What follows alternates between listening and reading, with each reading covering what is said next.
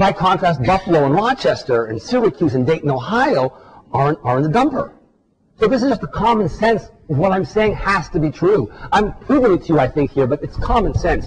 If you look at a picture of the same thing, that's a picture every year the homes bring in a couple $1 million extra, and it widens over long periods of time. Look at that. You've got 58, 60, 70, $35 million over 15 years. That's a lot of money. That's helping defray the cost of the existing households that don't pay their way if they're inexpensive enough. The key thing is there. Let's put this into perspective. I'm telling you housing pays away in a year. Is that good or bad? Well, what are you buying in this year? You're buying roads, schools, police stations, fire trucks, squad cars. Those squad cars don't last very long. They last a couple of years until they have a crash because they're chasing some high-speed crash. They kill 2 people and they get sued, but that's another problem. But these things last a long time. Sewer systems and police stations, they last decades, 50, 60 years. You're paying it off in 1 year. If I told you that you could pay off your home in 1 year, would you be happy? You buy a new home. It's going to last forever, 50, 60. Would you be happy? Not really, because you're just a sourpuss, right? Yeah, okay. But I'll pick Laura. Would you be happy if you paid your house in 1 year? If I said 2 years, would you be happy? Yeah. 5 years, would you be happy? 10 years, would you be happy? Not so much. You'd be pretty happy. 10 years is still pretty good. You buy the house, just normal payment rate, no extra payments, just right. The point is, whether it's 1 year or 5 years or 10 years, sure is better within limits, sure. But it isn't too important because the assets that are being built are going to last a lifetime, just about. You're paying off expensive things quickly. I mean, people don't pay off their cars in a year. It takes 5 years to pay off a car. You're paying off a sewer system and a police station, a school in 1 year. This is pretty fast. Houses shouldn't be burdened with any more burden because they're already being burdened enough with the current infrastructure, property tax, and tax infrastructure that here exists right now. I want to give you 1 or 2 more hooks so that when you walk out of here, you will remember what I say and it will resonate and make sense. Here's the first thing. Houses pay property taxes. We don't pay a lot of property tax here now, especially because you had that reduction in property taxes. Old Rockford homes don't pay schools, right? That's the big deal. Reported last year, the taxes were much, much higher. They're about twice as high as they are now. So if we think of houses as paying nothing but property taxes, and in fact we add up all the taxes they pay and they generate, it's 5 times as much. You have to include cell phones and gas taxes and electricity and cable TV and all the other charges that you pay, taxes and fees and charges, police tickets, speeding tickets, parking tickets, restaurant. You go to a restaurant, you go to a hotel, celebrate your 10th anniversary or something, restaurant taxes. You go to stores, and all that tax adds up. It's much, much bigger than the property tax. So if you think homes only bring in prop taxes, you're underestimating, and that's part of the reason we think housing may not pay its way. The second reason, before I get to the second reason, I want to ask you a question. How many kids, if you know the answer from other times you've heard me, please don't say it. How many kids in the average house? 2.3, says Seabrook. You're all deaf mutes in this table here. Any comments? I won't ridicule you, I promise. I'll just take you today and repeat the number. There'll be no editorial comments. What was the question? 1.2. You didn't even listen. Hey, you're texting your grandson again. You're killing me, man. I'm picking on you now. Okay, I know what's in store for you. How many kids in the average house? 2.5. Fine, so 2.3 to 2.5. I mean, that makes sense? You're all out of your minds. I promised I lied. No. But let's prove it. Let's prove it. Let's prove it. If you have 2 kids or more in the public school system, that's what counts, right? It's educating these kids. 2 kids or more in the private school, I don't want to know about it. 2 kids or more in the public school system, right now, raise your hands. Raise them up high. Is that everybody? You are a big liar. You don't listen. You call you and you don't know anything. That was the question too. And you don't know anything. I don't know anything. You told me the average house has 2.5 kids. Like you said in schools. In schools, and you didn't raise your hand. Almost no one here raised their hands. So let's raise your hands again if you have the kids, 2 or more. Raise your hands. Raise your hands. Good. Teresa, good, excellent. So he has no kids, right? He has no kids.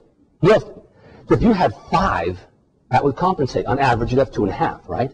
And you also had no kids in the house, right? So you have to have 7.5 now, and you also had no kids in the house, right? So you need 10 now. Do you have 10 kids in the house? You look really good for a woman with 10 kids. Right. So you think there are 2.5 kids a house or 2 kids or whatever it is. In fact, the actual number of kids, 0.4 for multifam, 0.6 for single fam. Take the number of kids in the school district as a numerator, number of occupied homes in the denominator, it's 0.6. There are 2 exceptions. 2 states that violate this rule. 2. Can you guess what they are? One south of here. Keep driving at 95. Go east, then go down. Keep going down, down, down. It is long, narrow state. Yeah, they have almost no kids per house there because people there are old. Older people. Well, they have no sex drive anymore, but that's another issue.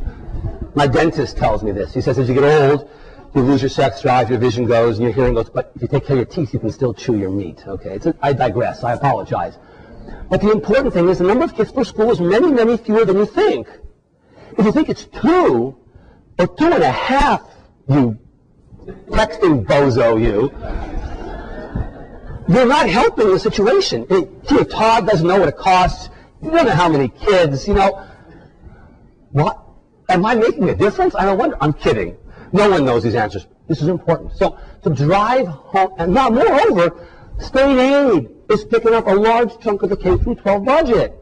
The local governments don't have to pay. It's not coming out of property. It's coming out of income taxes you pay that go to Columbia that then get shoveled back. So to put this into perspective and wrap it up and make it into a nice little bow, we're going to play a game called the educational game. And guess who's going to be the stupid person? Excellent. And you, University of South Carolina, will be the smart woman, okay? Connie, you're smart. What's your name? Mike. Mike, we'll call you Texter. Texter and Connie. No. Connie says no. You'll be fun. You're smart. No. All right, how about you? You'll be smart, okay? You're done. You're smart. How many? You think the average household has 2 kids? Keep it 2. Make the math easy. 2. You know the number's about half a kid. The average between the multifamily and single, half a kid. How many kids per house? 2. How many kids really per house? Half. Where's the cost to educate a kid? $10,000? I don't know. Yes. Sure. Okay. What do you know? Shush. Sure, 10,000, good. 2 kids, 10,000, do the math, be smart, 20. Now, you are smart, so half a kid, 10,000 a kid, total cost is just 5,000, right. So the dummies think it's 20, the smart ladies think it's 5. What's your name, ma'am? Ginny. But Ginny says, Elliot, whoa, stop. You're stupid, you don't know. But Ginny's smart. She says, look, Elliot, 70% of that $5,000, so about 2/3 or 3/4 of it, is state aid. It isn't local governments that have to find that revenue. It doesn't impact, as a result, the local economy. It doesn't raise our property taxes. It raises income taxes. That's another issue. We're not looking at the state analysis. So you still think the 20,000 is not being cut by 68%. So it's still going to be 20,000. right. But the 5,000 is now being whacked by roughly 2/3. So let's make the math easy. Say it's 2,000. Make it easy. It's a little less, but 2,000. So dummies like you think it costs $20,000 to educate a household's worth of kids that you build, right? Smarty pants like you, however, know it's just $2,000. So let's go back to our property tax number.